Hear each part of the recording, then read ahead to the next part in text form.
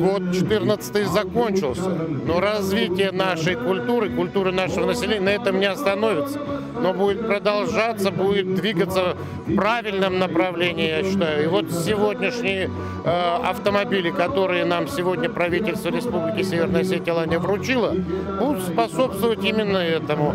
Пригородный район, по сути своей, он имеет большую площадь в Республике Северная Осетия. У нас очень много отдаленных сел, это начиная от селения Майского и заканчивая горными селами Даргавса, это Гизель, это Архонка, это Михайловская.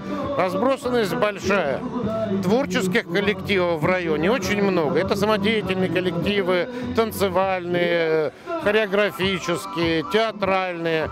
Поэтому вот, получив такой подарок сегодня, я еще раз повторяю, мы сможем, чтобы наши коллективы могли ездить не только на территории пригородного района, но и выезжать в наши другие районы республики и за ее пределы.